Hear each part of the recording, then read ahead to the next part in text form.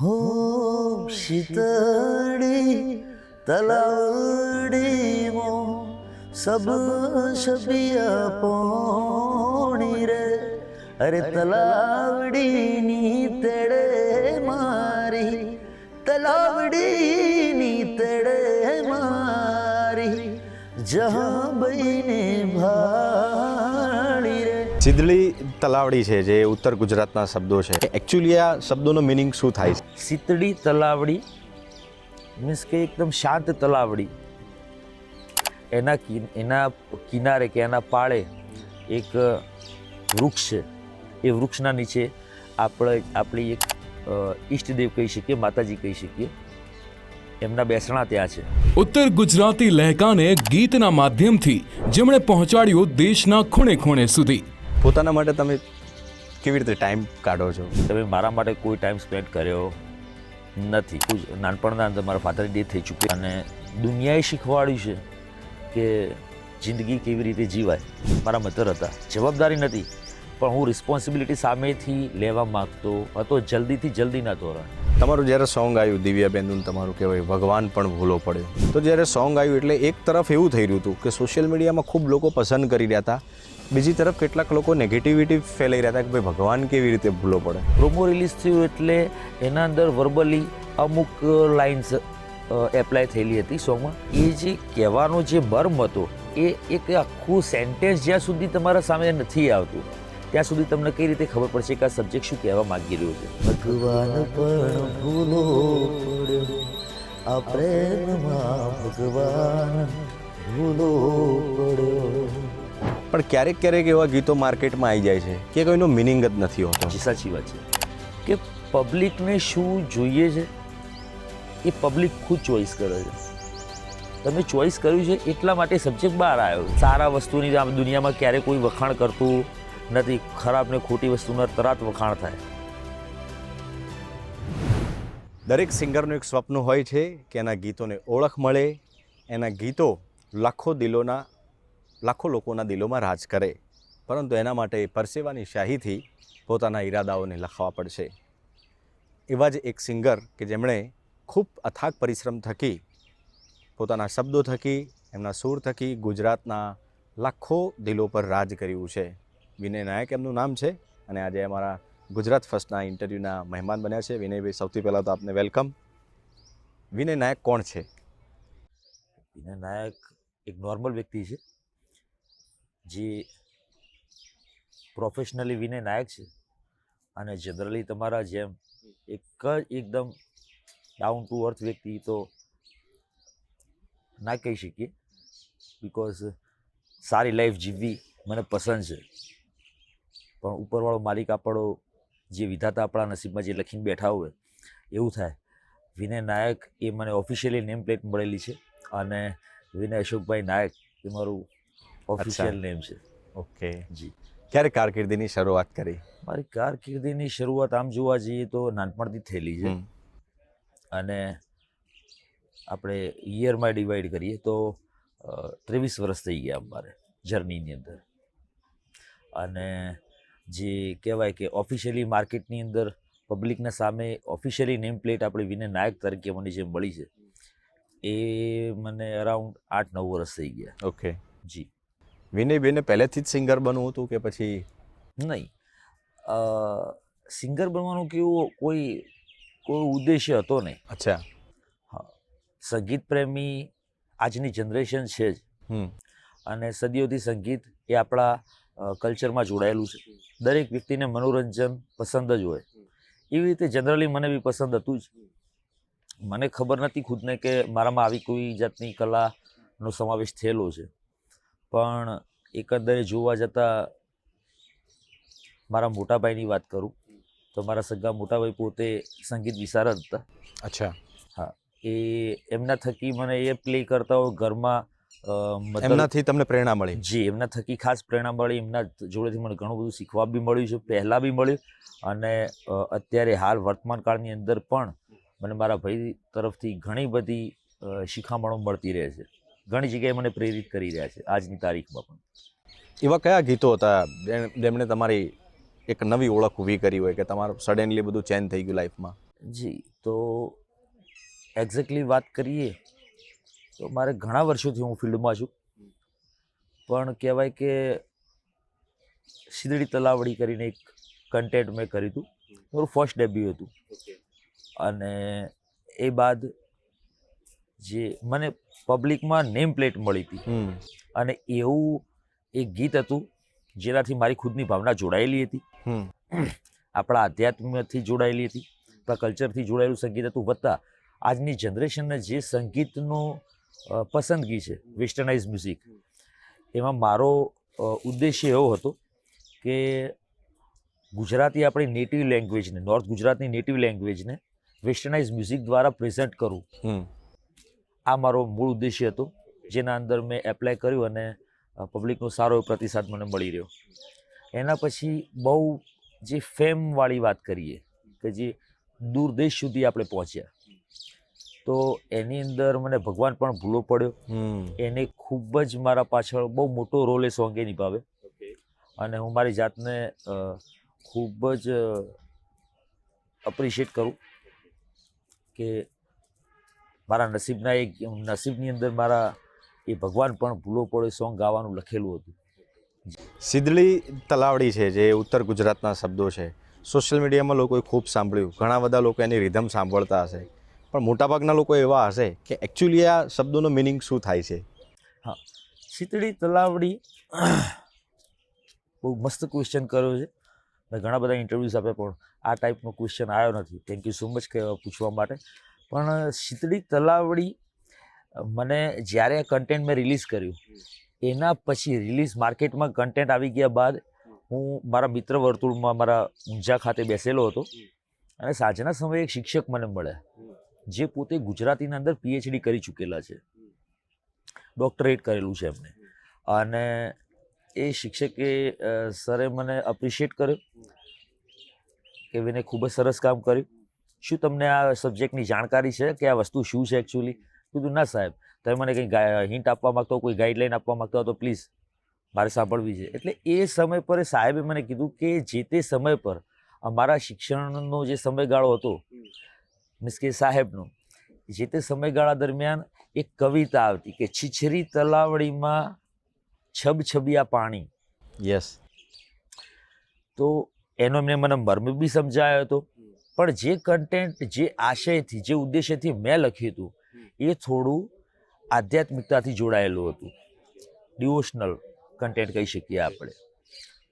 તો એની અંદર એવું હતું કે શીદડી તલાવડી મીન્સ કે એકદમ શાંત તલાવડી, એના કિનારે કે એના પાળે એક વૃક્ષ છે.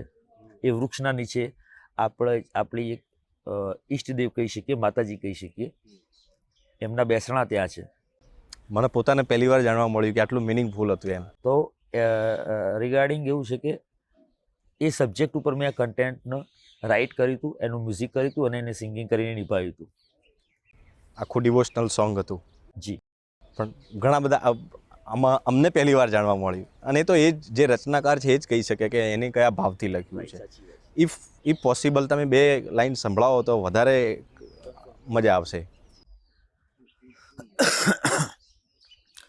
હો શીતળી તલાવડી મો સબ શબિયા પોણી રે, અરે તલાવડીની તેડે મારી, તલાવડીની તેડે મારી, જહાં બઈને ભાળી રે, શીતળી એ તલાવડી મો શબ શબિયા પોણી રે.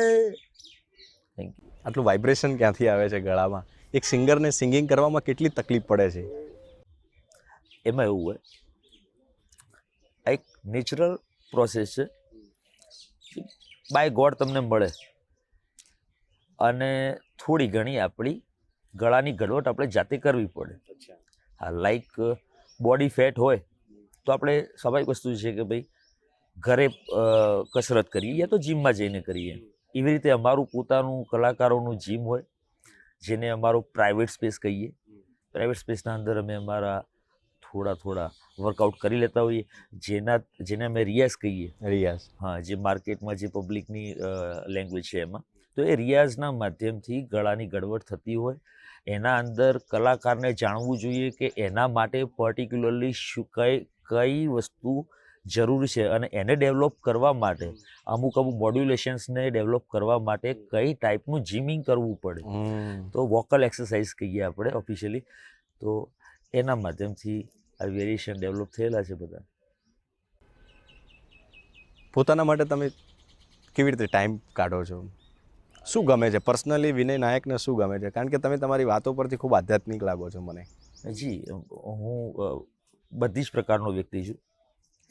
હા, એમાં એવું કહી શકીએ કે હું એટલો બધો બી આધ્યાત્મિક નથી, અને હું એવું બી નહીં કહું કે હું આધ્યાત્મિક નથી.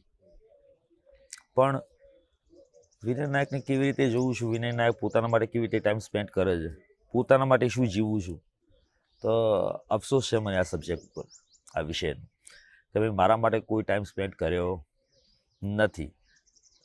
મારા બહુ જ નાનપણના અંદર મારા ફાધરની ડેથ થઈ ચૂકેલી છે. મારા ઘરે અત્યારે હાલ મધર હયાત છે, મોટા ભાઈ ભાભી ભત્રીજાઓ અને મારા સિસ્ટર બધા જ છે. ત્યાં મતલબ નાનપણથી અમને જવાબદારી મળી ગયેલી, અને દુનિયાએ શીખવાડ્યું છે કે જિંદગી કેવી રીતે જીવાય. અરે શીખવાની વસ્તુની વાત કરીએ તો જેવી રીતે કે કોઈ ગમે તે સ્ટાન્ડર્ડના અંદર કોઈ છોકરો ભણતો હોય તો એના 12 મહિનાની અંદર એને ફરવા જવા, હરવા ફરવા, રમવા માટેનો એક પર્ટિક્યુલર ટાઈમિંગ હોય. પણ જિંદગી જીવવા માટે તમને એટલું બધું ટાઈમિંગ મળતો નથી જો જવાબદારીનો બોજ હોય તો. મારા માથે નાનપણમાં જવાબદારી તો કોઈ નથી, બિકોઝ મારા મોટા ભાઈ હતા, મારા મધર હતા, જવાબદારી નથી, પણ હું રિસ્પોન્સિબિલિટી સામેથી લેવા માગતો હતો, જલ્દીથી જલ્દીના ધોરણે ખાસ કરીને. એટલે થોડું રમતા રમતા જીવી લઉં છું, થોડી જવાબદારી લઈ લઉં છું. મારી લાઈફની અંદર 2 વસ્તુને વધારે પ્રાયોરિટી આપેલી છે.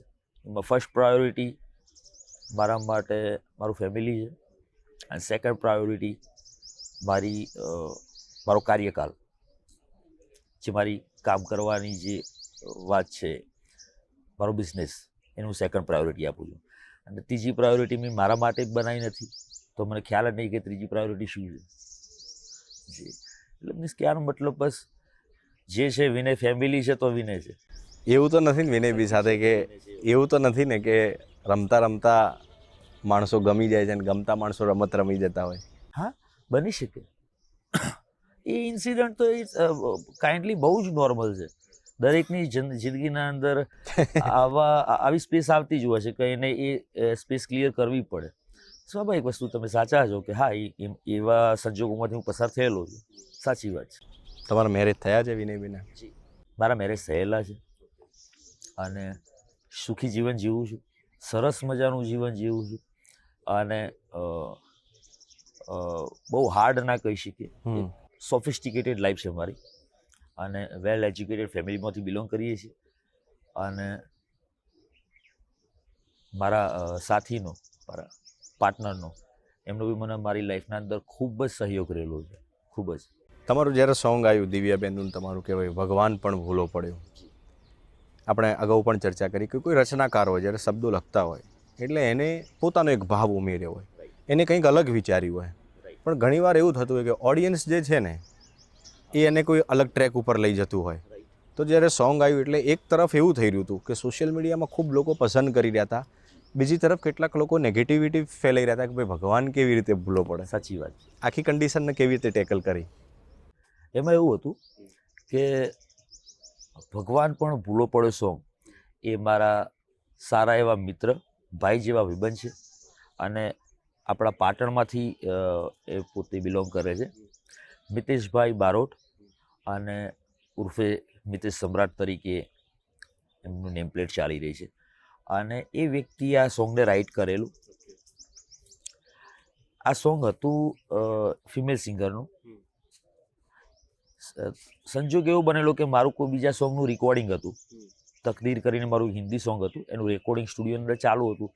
ઇન બિટવીન એ લોકોનું ત્યાં રેકોર્ડિંગ સેશન માટે આવવું, હું ત્યાં અવેલેબલ હતો અને એ સોંગનું એક રફ સ્ક્રેચ રેકોર્ડ થવાની તૈયારીમાં હતો. હું ફ્રી બેઠેલો હતો એક કોર્નરમાં. ઇન બિટવીન મને થોડી કેવું હોય કે ભાઈ કોઈ પણ કલાકાર હોય કે કોઈ પણ જે સબ્જેક્ટનું નોલેજ ધરાવતો હોય એને કોઈ જગ્યાએ ખોટું થતું હોય તો એ વ્યક્તિ એનું નોલેજ શેર કરવા જાય. મારા જોડે બી કંઈક એવું જ થયું. તો ફિમેલ સિંગર જે હતા એ દિવ્યાબેન ચૌધરી, જેને આખું ગુજરાત ઓળખી રહ્યું છે, એ બેનશ્રી પાયલોટ કરતા હતા સ્ક્રેચ. અને મને થોડું એવું થયું કે લાવ બેનને થોડો સપોર્ટ કરીએ, આપણે થોડી આપણી ભૂમિકા ભજવીએ. તો એઝ એ મિત્રતાના અંશે હું સોંગને થોડી હેલ્પફુલ થવા માટે ગયો. કમ્પોઝ ચેન્જ થઈ ગયું, મીન્સ કમ્પોઝિશન મીન્સ કે સોંગનો રાગ. તો એ કમ્પોઝિશન ચેન્જ કર્યું મેં અને બધાનો પ્રતિસાદ જે સ્ટુડિયોની અંદર અવેલેબલ હતા એ લોકોનો બધાનો પ્રતિસાદ એવો મળ્યો કે ભાઈ સોંગ સુપર છે વિનયભાઈ, તમે આના અંદર જોઈન થાવ. એઝ અ કમ્પોઝર તમે પછી તમે જોઈન થયા? હા, પછી મેં કમ્પોઝ કર્યું છે તો પછી કે તમે જ ગાઓ એમ. મેં કીધું ડેફિનેટલી આપણે કામ કરવા રેડી છીએ. આ સોંગ થઈ ગયું. એના બાદ સોંગનું ટ્રીઝર આવ્યું, પ્રોમો રિલીઝ થયું એટલે એના અંદર વર્બલી અમુક લાઇન્સ એપ્લાય થયેલી હતી સોંગમાં. ભગવાન પણ ભૂલો પડ્યો એટલે આ મિસઅન્ડરસ્ટેન્ડિંગ ઊભી થયેલી હતી એકંદરે જોવા જઈએ તો. બિકોઝ કેવું હતું, કોઈનો કોઈ વાંક ગણી શકીએ નહીં. કેવી રીતે ભગવાન ભૂલો પડ્યો એ એનું જે મૂળભૂત રચના છે એ એક લેખકની છે, કવિની છે રચના. હું એક સિંગર છું, આપણી ભૂમિકા ડેફિનેટલી પ્યોરિટીથી આપણે નિભાવી છે. પણ એ જે કહેવાનો જે મર્મ હતો એ એક આખું સેન્ટેન્સ જ્યાં સુધી તમારા સામે નથી આવતું ત્યાં સુધી તમને કઈ રીતે ખબર પડશે કે આ સબ્જેક્ટ શું કહેવા માગી રહ્યો છે. આમાં બી આ જ વસ્તુની મિસઅન્ડરસ્ટેન્ડિંગ ઊભી થઈ અને પબ્લિકના માઇન્ડમાં ક્યુરિયોસિટી ઊભી થઈ કે ભાઈ ભગવાન કેવી રીતે ભૂલો પડે. એ લોકોએ એટલું જ પકડ્યું જેટલું પકડવું હતું. હા, એકચ્યુઅલી એમના જોડે ટોટલ પેરેગ્રાફ પહોંચ્યો જ નથી કે આની રચના આખી શું છે. બિકોઝ એ પ્રોમો વર્ઝન હતું તો ટીઝરના અંદર જ આ કોન્ટ્રોવર્સી ટાઈપ ઓફ ઊભું થઈ ગઈ. પછી પણ લોકોએ બહુ પસંદ કર્યું સોંગ. એના બાદ અમારા મિતેશભાઈ રાઇટરે, જે કંપનીના જે પ્રોડ્યુસર ઓનર હતા એ, પછી જે ફિમેલ સિંગર કીધા મારા સાથી કલાકાર એ અને હું, અમે બધાએ જોઈન્ટ કમિશનના અંદર બધાને તરફ એક એપ્લિકેશન મૂકી. હું ખુદ એપ્લિકન્ટ બન્યો અને મેં કીધું કે ભાઈ આ રીતની વાત છે, સબ્જેક્ટ તમને મિસગાઈડ કરી રહ્યો છે, એવું કંઈ છે નહીં. તે છતાં જો કોઈને ક્ષતિ પહોંચી હોય તો મેં દિલગીર છે. પણ એકંદરે જોવા જઈએ તો જે તે સમય પર કોન્ટ્રોવર્સી ઊભી થઈ, પણ એ જ ગીત જ્યારે આખું આવ્યું માર્કેટમાં ત્યારે એ ગીત પબ્લિકને ખરેખરમાં જે પહેલાંનો જોવાનો પોઈન્ટ ઓફ વ્યૂ હતો અને સેકન્ડ ટાઈમનો જે નજરિયો હતો આખા સોંગના આયા બાદ બદલાઈ ગયો, એ ટોટલ ચેન્જ થઈ ગયો. અને એના પછી આપણી પબ્લિકે જ ખૂબ દિલથી અમને બિરદાયા. એના માટે આ જીવન હું વિનય નાયક તો પબ્લિકનો, ઓડિયન્સનો, મારા ચાહકોનો આભારી જ રહીશ. અને થેન્ક યુ સો મચ કે તમે આ સોંગને પસંદ કર્યું. એકચ્યુઅલી હવે કેવું એક માહોલ બન્યો છે કે આ સોંગ હવે વિનય નાયકનું નથી રહ્યું, આ સોંગ હવે પબ્લિકનું છે. હું ઈચ્છું છું કે 2-4 કડી તમે ગાઓ જેથી ઓડિયન્સને સાંભળવું ગમશે. એક રાધાનું શ્યામ એ તો મીરાનું શ્યામ, ભલે રુદિયે રૂકુરાણા પ્રીતમ નાના, પણ પ્રેમ તો અધૂરો રહ્યો, પણ પ્રેમ તો અધૂરો રહ્યો. ઓ ભગવાન પણ ભૂલો પડ્યો, આ પ્રેમમાં ભગવાન ભૂલો પડ્યો. વાહ. વિનયભાઈને પર્સનલી કેવું મ્યુઝિક ગમે છે? તમે શું સાંભળો છો? તમારા કોઈ આઈડિયલ છે? આ બી બેસ્ટ સવાલ છે. જનરલી લોકો જે ક્ષેત્રે કામ કરતા હોય, જે જગ્યા પર કામ કરતા હોય એ રિગાર્ડિંગ નોલેજ ભેગું કરે. પણ મ્યુઝિક ઇન્ડસ્ટ્રીની વાત કરીએ તો વર્લ્ડ વાઇડ મ્યુઝિક ઇન્ડસ્ટ્રી ફેલાયેલી છે. તો સ્વાભાવિક વસ્તુ છે કે હું ગુજરાતી છું તો ગુજરાતી લેંગ્વેજ, ગુજરાતી સંગીત ગુજરાતી રાગ રાગીણીઓ, આ બધી વસ્તુ આપણે નાનપણથી સાંભળતા આવ્યા છીએ. અને જો આગળ વધવું હોય તો કોઈ જગ્યાએ મેં એવું સાંભળેલું છે કે તમારી નજર નીચી ના રાખો, સામે રાખો ચાલવા માટે. તમે તરત ડિસિઝન નહીં લઈ શકો, વિઝન લોંગ રાખો. એટલા માટે કરીને એવી વસ્તુ બની હતી કે મેં નાનપણથી કન્ટ્રી સાઇડ મ્યુઝિક સાંભળવાનું અચ્છા, ચાલુ કરેલું છે. હું ગુજરાતી સોંગ્સ બહુ રેરલી સાંભળું છું. રેરલી એટલે કદાચ ટાઈમ મળતો નહીં, પહેલી વસ્તુ તો એક. અને જે ટાઈમ મળે છે એના અંદર 24 કલાક હું પરફોર્મ તો કરું છું ગુજરાતી. અનઇવનલી હું મારા સેટઅપ ઉપર બેઠો, મારા રેકોર્ડિંગ સ્ટુડિયોના અંદર બેઠો હોઉં તો મારા સ્ટુડિયોના અંદર હું ગુજરાતી જ વર્કઆઉટ કરતો હોઉં છું. બિકોઝ મારી ઓડિયન્સ ગુજરાતી છે, હું ગુજરાતી છું. અને હું શું કરું તો ગુજરાતી નું પ્રેઝન્ટેશન સારા લેવલ ઉપર લઈ જઈ શકું. આ મારી 24 કલાકની જપતોજહદ ચાલતી હોય છે. પણ એકંદર એ સાઇડની અંદર કંઈક નવું ઇનોવેશન કરું તો દુનિયા ક્યાં ચાલી રહી છે ત્યાં આપણી નજર હોવી જરૂરી છે. રાઈટ. કે આપણા ગુજરાતનું સંગીત આટલું સારું હોવા છતાં એટલા વ્યૂઝ પામી શકતું નથી, એ લેવલ પર પહોંચી શકતું નથી. તો કારણ શું છે એ ડેફિનેશન ક્લિયર કરવી છે. મારા માઇન્ડમાં આ ક્વેશ્ચન માર્ક ડે 1 થી ચાલી રહ્યું છે અને અત્યારે હાલ બી છે જ, આ વાત કરી રહ્યો છું ત્યાં બી. તો હું કંઈક ના કંઈક દેશ અને દુનિયાના અલગ અલગ સંગીતનો પ્રયોગ કરતો રહું, સાંભળતો રહું છું અને એના ઉપર એનાલિસિસ કરતો રહું છું, શીખતો બી રહું છું કે આ કેવી રીતે થાય, શું સબ્જેક્ટ છે. મને એકચ્યુઅલી સિંગિંગનો મારી ભૂમિકા કહો તો સિંગિંગની ભૂમિકા મારી બહુ લાસ્ટની છે. પહેલાં આઈ એમ કમ્પોઝર અને સેકન્ડરી વસ્તુ છે કે હું થોડું મ્યુઝિક વર્ક કરી લઉં છું. મ્યુઝિક ડિરેક્ટર તરીકેની ભૂમિકા ભજવતો હતો પહેલેથી જ. પણ જોગાનું જો પબ્લિકે આપણને સિંગર તરીકે સ્વીકાર્યા છે અને ઘણા બધા જે મોસ્ટ પબ્લિકને પસંદ આવ્યા છે જેટલા બી સોંગ્સ, એ બધા સોંગના અંદર ક્યાંક ના ક્યાંક મારો સિંગર સિવાય બી બીજો રોલ છે જ. યા તો પછી કમ્પોઝર તરીકેનો હોઈ શકે, યા તો મ્યુઝિક ડિરેક્ટર તરીકેનો હોઈ શકે છે, યા તો પછી રાઇટર તરીકેનો હોય. અને અમુક સોંગ્સ એવા છે જે ડેવલપ કરેલા છે કે જેના અંદર મેં બધી ભૂમિકા મારી ઓડિયોલોજિકલી જેટલા બી કામ કરવાના બધા મેં જાતે જ કરેલા છે. લાઈક સોંગ લખવું, સોંગનો કમ્પોઝિશન કરવું, મ્યુઝિક કરવું, એને એરેન્જ કરવું, આ ટોટલ વસ્તુ મેં કરેલું છે. એટલે નવું સંગીત સાંભળવાથી તમને પ્રેરણા મળે છે, આ વાત મારા જોડે તો ખાસ કરીને સાબિત થાય છે. બિકોઝ મેં એના થકી જ હું વેસ્ટર્નાઇઝ મ્યુઝિક શીખી શક્યો છું. મેં કોઈ જગ્યાએ ક્લાસીસ કંઈ કર્યું છે નહીં. ગોડ ગિફ્ટેડ વસ્તુ કહી શકીએ, પણ એકંદરે આપણી જો મહેનત હોય, આપણી રુચિ હોય તો આ વસ્તુ શક્ય છે. અને હું આજની તારીખમાં બી વર્લ્ડ વાઇડ મ્યુઝિક સાંભળવાનો શોખીન વ્યક્તિ છું. બધા જ ટાઈપના સોંગ્સ મને પસંદ આવે છે. હું ખાસ કરીને સાંભળું છું. અને એક આર્ટિસ્ટ લાઈફ જીવવી હોય સારા લેવલની, સારા આર્ટિસ્ટ તરીકે તમારી નામના મેળવવી હોય તો તમારે બધા જ પ્રકારનું સંગીત સાંભળવું બી જોઈએ અને બધા જ પ્રકારનું સંગીત તમારે એપ્લાય બી કરવું જોઈએ. મીન્સ કે એના અંદર તમારે કામકાજ બી કરવું પડે. એક છેલ્લો પ્રશ્ન પૂછું વિનયભાઈ આપને. તમે એ વાત પર બિલીવ કરો છો કે ગુજરાતનું સંગીત જે પહેલાંના લોકગીતોને તો બધું જોરદાર છે, એને રીમેક કરીને તમે અત્યારે મૂકી દો તો લોકો ખૂબ પ્રેમ કરે છે, ઇવન નવી જનરેશન પણ પ્રેમ કરે છે. પણ ક્યારેક એવા ગીતો માર્કેટમાં આવી જાય છે કે કોઈનો મિનિંગ જ નથી હોતો. મતલબ એ સ્તર એટલું નીચું હોય છે. તો આને આપણે કેવી રીતે સુધારી શકીએ? સ્વાભાવિક વસ્તુ છે. ગવર્મેન્ટ આપણને એપ્રિશિએટ કરી રહી છે અમુક સબ્જેક્ટ ઉપર અને આપણને સપોર્ટ કરી રહી છે. કઈ વાત ઉપર? શિક્ષણના ઉપર. શિક્ષણ એક એવી વસ્તુ છે, દરેક શિક્ષણ એટલે ડિગ્રી નથી. રાઈટ. એક ડિગ્રી ઉપર ખાલી સીમિત નથી આ સબ્જેક્ટ. શિક્ષણ એ સમજણ માટે છે. પહેલાં ક્યાં શિક્ષણ હતું? પહેલાં ક્યાં ડિગ્રી હતી? સંતો મહંતો શું કરતા હતા?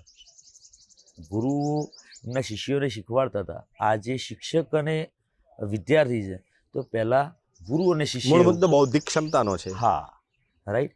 તો કહેવાનો મતલબ એવો છે કે ગુરુઓ બી એવા હોવા જોઈએ ને. યસ. જ્યાંથી આવ્યું છે ક્યાંથી આવ્યું છે તો પહેલાંના લોકો કરતા હતા, પણ જોવાના નજરિયાનો બી આપણે જે નજરથી જોઈએ છીએ જે વસ્તુને એનો બી એટલો જ મોટો રોલ છે.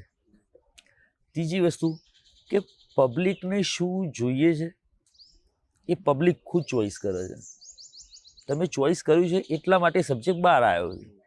આ ઇન્ટરનેટની દુનિયા છે. આના પાછળ તમારા જે સવાલ છે, સવાલના પાછળ હું બોલવા જઈશ તો ઘણા બધા ફેક્ટર્સ લાગુ પડેલા છે, જેનું લિસ્ટિંગ મે બી કદાચ 7 થી 8 પત્તાનું થાય. પણ ક્યાં મતલબ એક ટેકનિકલ રિસ્પોન્સિબિલિટી છે. હા, રિસ્પોન્સિબિલિટી આપણી ખુદની છે. રચનાકાર એઝ છે અ એના. ઓડિયન્સ આપણી જ છે. સારા કવિઓને, સારા ગીતોને, સારા સિંગરોને તમે પ્રતિસાદ નથી આપતા, એટલા માટે જે તમે વાત કરી કે ભાઈ અમુક થોડા ગમે એવું content ચાલી જાય છે. કન્ટેન્ટ જે છે તો વિયર્ડ બી કહી શકીએ આપણે, એ કન્ટેન્ટ માર્કેટમાં હાઈપ પકડી લે છે, તો એને જોવો તો છો જ ને તમે. એકંદરે એકાનું એક તો તમે એને જુઓ જ છો, તમે એને પસંદ કરો જ છો, તો આનું નિવારણ તો તમારે ખુદને જ લાવવું પડે. બાકી એ તો સિંગર છે, એક કલાકાર છે, એને મજા આવી છે ને એને તમને મજા કરાવવા માટે ખાસ કરીને ક્રિએટ તમે સાંભળો છો તો જે બનાવે છે, હા, એ બધાની રિસ્પોન્સિબિલિટી છે. સિમ્પલ. દરેકની જોઈન્ટ ડિસિઝનની વાત છે આ રહી. આપવા વાળો અને લેવા વાળો બંને વ્યક્તિની સહેમતી આના Demand and અંદર supply. બહુ મોટો રોલ ભજવી રહી છે. ડિમાન્ડ એન્ડ સપ્લાય વાળી વાત છે. એટલે આને એક થોડું બહુ ડિપ્લોમેટિક ના થવાય, પણ થોડું સમજણની જ વાત છે. બીજી મૂળ મુદ્દો એટલો જ છે કે સમજણની વાત છે. જે તમે વાત કરી સેકન્ડનું, ટેકનિકલી બી આને સમજણ તો ખરી જ, પણ જોડે જોડે ટેકનિકલ થોડું બી કામ કરી રહ્યું છે. કઈ રીતે કે આપણે જે માધ્યમથી જોઈ રહ્યા છીએ ને એ માધ્યમ કઈ રીતે કામ કરે છે. જેવું જોઈએ છે એવું લાઈક સજેશન. યુટ્યુબ છે કે બીજા ત્રીજા જેટલા બી ઓડિયો કે વિડીયો પ્લેટફોર્મ છે, તો એના એ કઈ રીતે વર્ક કરી રહ્યું છે મશીન, એ બી બહુ મેજર ફેક્ટર છે. રાઈટ. કે તમે એક વસ્તુ આવી તો કોકના દ્વારા તમને માહિતી મળે કે ફલાણું ગીત આવ્યું છે, તો એ નહીં હોય તો બી જોશે. સારા વસ્તુની આ દુનિયામાં ક્યારેય કોઈ વખાણ કરતું નથી. ખરાબ ને ખોટી વસ્તુના તરત વખાણ થાય, એ તરત બહાર આવે છે. એટલે લોકોને ક્યુરિયોસિટી ઊભી થાય કે અચ્છા એવું છે, તો લાવો જોવા જઈએ. ધેટ મોમેન્ટ ત્યાં ટ્રાફિક વધે એટલે મશીન એની રીતે વર્કઆઉટ કરે છે અને એ રીતે એપ્લાય કરે છે. કન્ટેન્ટ ના થતું હોય તો બી હાઈપ થાય. એલ્ગોરિધમની વાત છે. પણ આઈ હોપ આપણે આશા રાખી શકીએ, અને હમણાં છેલ્લા ઘણા સમયથી તો સુધારો સોશિયલ મીડિયામાં આવી રહ્યો છે અત્યારે. સોશિયલ મીડિયામાં લોકો કેટલા પ્રાચીન બધા લોકગીતો નવા યંગસ્ટર છોકરાઓ ગાય છે ને એને ખૂબ વ્યૂઝ પણ મળે છે, અને ઇટ્સ ગુડ ફોર ઇન્ડસ્ટ્રી, અને સમાજ માટે પણ સારી વાત છે, ભાષા માટે સારી વાત છે, અને કંઈક લોકો નવું મેળવી રહ્યા છે. થેન્ક્સ અ લોટ વિનયભાઈ, ખૂબ સરસ તમે જવાબો આપ્યા અને આનંદ થઈ ગયો અમને પણ. વિનય નાયક છે, ખૂબ સારા સિંગર છે, ઘણા વર્ષોની એમની જર્ની છે. છણાવટપૂર્વક આપણે સવાલો પૂછ્યા અને ખૂબ ડીપલી એમને જવાબો આપ્યા. આઈ હોપ કે આ ઇન્ટરવ્યૂ આપને ગમ્યો હશે. તો આપને ગમ્યો હોય તો આપની પ્રતિક્રિયા ચોક્કસથી આપજો. Keep watching Gujarat first.